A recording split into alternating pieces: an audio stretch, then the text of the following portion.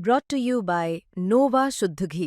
जब जब खाए दिल खुश हो जाए, सदियों का नोवा शुद्ध देसी घी, सपना स्वस्थ भारत का।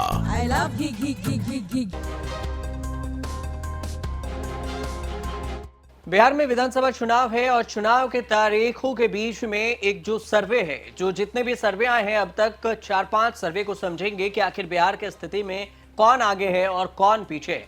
सबसे बड़ी बात यह है कि यहां पर सीटों को समझेंगे कि अब तक के सर्वे में किस पार्टी को ज्यादा सीटें दी गई है और साथ में यह भी जानेंगे कि सीएम फेस को लेकर कौन ज्यादा आगे चल रहा है सर्वे के मुताबिक। एक एक कर सभी सर्वे को समझते हैं और सबसे पहले जो स्क्रीन पर आप देख रहे हैं ये सर्वे जेबीसी टाइम्स नाउ का ये सर्वे है और इसमें आप देखेंगे सर्वे में सवाल था कि किस सर्वे में क्या निकला है।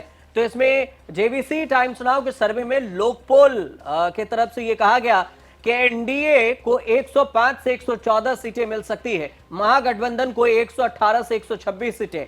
यहां समझने वाली बात यह भी है कि 122 सीटों पर बहुमत यहां पर होता है और 243 सीटें हैं कुल। अन्य को 2 से 5 सीटें मिलने का अनुमान बताया गया है। यह जेबीसी टाइम्स नाउ जेबीसी का सर्वे है। इसमें टाइम्स नाउ में 131 से 150 सर्वे टाइम्स नाउ ने बताया है कि एनडीए को मिल सकती है और महागठबंधन को 81 से 103 सीटें मिलने का अनुमान है और अन्य को 9 से 12 सीटें मिल सकती है।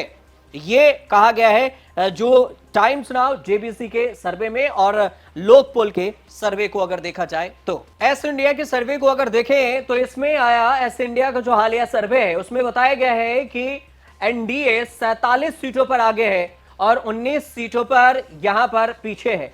यहीं पर महागठबंधन 19 सीटों पर आगे दिखाया गया, 47 सीटों पर पीछे है। जो 169 सीटों का आकलन इन्होंने बनाया है उसके हिसाब से देखिए तो स्थिति 2020 जैसी बन रही है। जो बिहार विधानसभा चुनाव के सर्वे जो अभी बता रहे हैं वो कि ठीक वैसा ही होगा जैसे 2020 की स्थिति थी, वैसे ही 2025 की भी स्थिति होगी।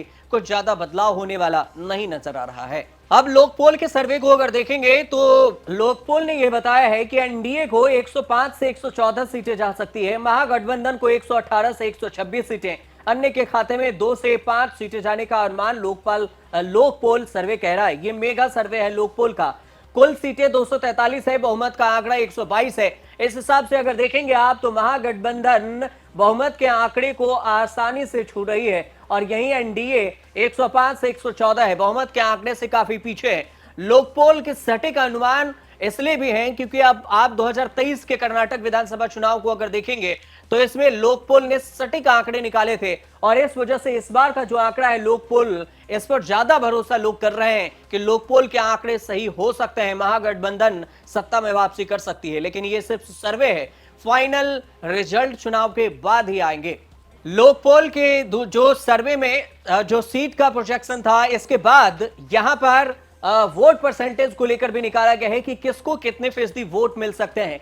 तो लोकपोल के मेगा सर्वे ये कह रहा है कि एनडीए को 38 से 41% वोट मिल सकता है और महागठबंधन को 39 से 42% वोट मिल सकता है, अन्य को 12 से 16% वोट मिलने का अनुमान मेगा लोकपोल सर्वे ने बताया है। अब टाइम्स नाउ जेबीसी ने जो सर्वे किया है उस सर्वे को भी समझिए कि क्या कुछ है। बिहार का ओपिनियन पोल क्या कुछ कह रहा है तो एनडीए को 131 से 150 सीटें मिलने का अनुमान है। ये टाइम्स नाउ जेबीसी का सर्वे है और सबसे लेटेस्ट सर्वे आपको बता रहे हैं। बीजेपी को यहां पर एनडीए में अगर देखें तो बीजेपी को कितनी सीटें मिलेगी, 66 से 77 सीटें, जेडीयू को 52 से 58 सीटें मिलने का अनुमान है। एनडीए को यहां पर एनडीए के जो सहयोगी दल हैं जैसे चिराग पासवान है, इसके अलावा हम हैं, उसके उपेंद्र कुशवाहा की पार्टी है, इन सबको 13 से 15 सीटें मिलने का अनुमान बताया गया है। कुल सीटें 243 है, बहुमत के आंकड़े 122 हैं। टाइम्स नाउ जेबीसी के सर्वे में अगर महागठबंधन को देखेंगे कि महागठबंधन को कितनी सीटें दे रहा है तो महागठबंधन को टाइम्स नाउ जेबीसी कह रहा है कि 81 से 103 सीटें मिल सकती है और यहां आरजेडी को 57 से 71 सीटें, कांग्रेस को 11 से 14 सीटें, महागठबंधन के सहयोगी दल को यहां पर 13 से 18 सीटें यानी वीआईपी, सीपीआई, सीपीआईएमएल और इसके अलावा जीएमएम पशुपति पारस की पार्टी, इन सब को मिलाकर 13 से 18 सीटें मिलने का अनुमान है। बहुमत का आंकड़ा 122 है, कुल सीटें 243 यहां पर है विधानसभा की। एक और जो तीसरे मोर्चे पर पार्टी है वो है जन सुराज। मतलब दो गठबंधन के अलावा जन सुराज किसी से गठबंधन नहीं की है और स्वतंत्र रूप से अकेले पूरे 243 विधानसभा सीटों पर चुनाव लड़ रही है।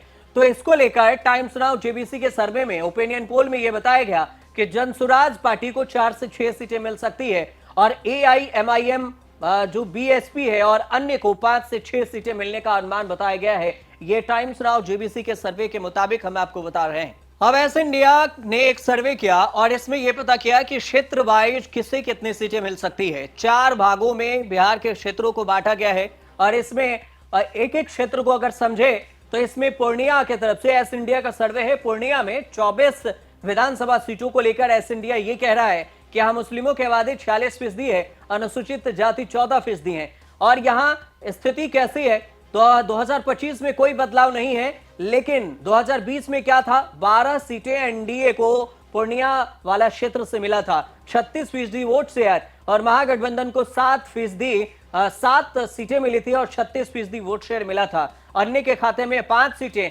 28% वोट शेयर मिला था। और 2025 की स्थिति देखें तो कोई बदलाव न एनडीए में है। हाँ, महागठबंधन में इतना है कि एनडीए से आगे महागठबंधन जरूर दिख रही है, बाकी एनडीए में बदलाव नहीं है।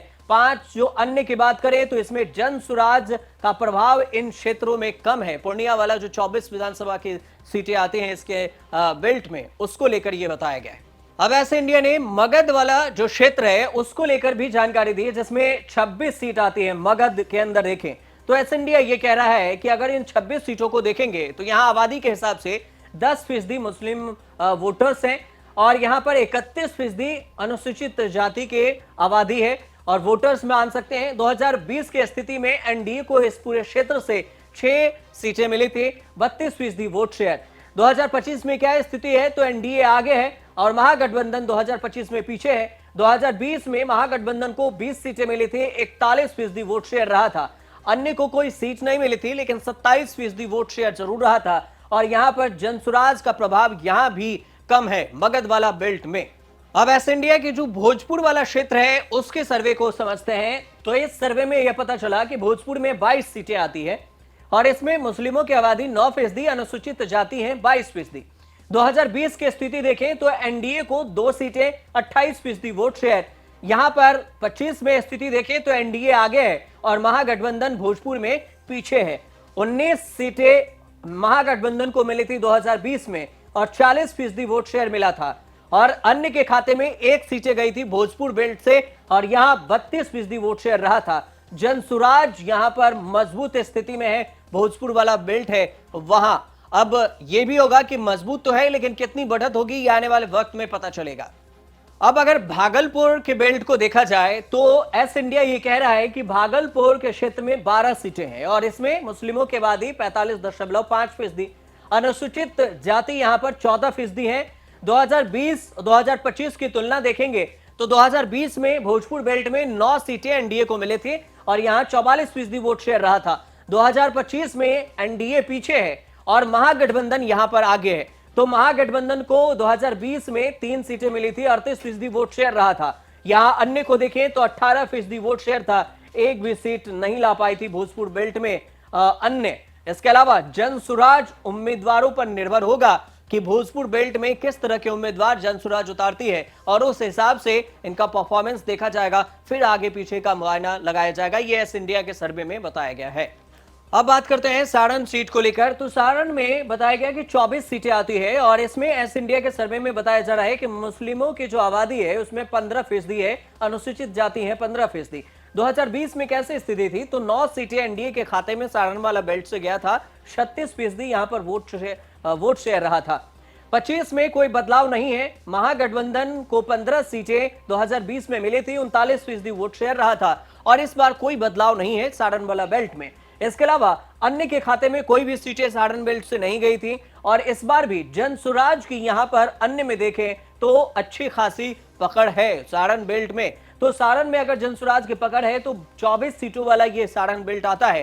कितने सीटों पर जनसुराज आगे होगी ये आने वाले वक्त में पता चलेगा। सी वोटर सर्वे को अगर समझे तो यहां सीटों का प्रोजेक्शन नहीं हुआ है सी वोटर की तरफ से, लेकिन हां परसेंटेज वाइज जरूर भी है, जिसमें किसके कितने परसेंटेज है उसमें बढ़ोतरी हुई है, लोगों के बीच में कितने लोकप्रिय हुए हैं, सीएम फेस को लेकर जरूर किया है सी वोटर ने। उसमें नीतीश कुमार, चिराग पासवान, तेजस्वी यादव, सम्राट चौधरी, प्रशांत किशोर, इन सभी के नामों को लेकर सी वोटर की जो आंकड़े हैं वो ये बता रहे हैं कि फरवरी में नीतीश कुमार 18% थे और ये जो जून में है 17%, अगस्त में 15% और सितंबर में 16% पर पहुंचे हैं। तो इनकी जो लोकप्रियता है वो लगातार घट रही है, मतलब सितंबर में तो घटी है ये देखा जाए तो। और यही अगर चिराग पासवान की देखेंगे तो यहां फरवरी में 4% इनकी लोकप्रियता थी और यही जून में 10%, अगस्त में 9%, सितंबर में 10%। मतलब बढ़ रहे हैं, घट रहे हैं, बढ़ रहे हैं, घट रहे हैं, स्टेबल हैं 10 पर जाकर। सितंबर के जो सबसे लेटेस्ट सर्वे है उस आंकड़े के हिसाब से यही लोकप्रियता में अगर देखें तो कितने फीसदी लोगों के पसंद है तेजस्वी यादव, तो इनके आंकड़े लगातार घटे हैं इनके भी, लेकिन बाकियों से बेहतर बताया गया है। मतलब नीतीश कुमार हो, चिराग पासवान हो, सम्राट चौधरी हो, प्रशांत किशोर हो, इन सबसे बेहतर में तेजस्वी यादव दिख रहे हैं। फरवरी में जो आंकड़े थे सी वोटर के उसमें बताया गया था 41% लोगों के पसंद है। इसके अलावा जून में बताया गया 35% लोगों के पसंद और यही अगस्त में 31% लोगों के पसंद और सितंबर में 36% लोगों के पसंद है तेजस्वी यादव। भले ही ये आंकड़ा घट रहा हो लेकिन अब भी बाकियों को अगर देखेंगे तो इन सब में तेजस्वी यादव ही नंबर 1 पर अभी चल रहे हैं सी वोटर सर्वे अनुसार से।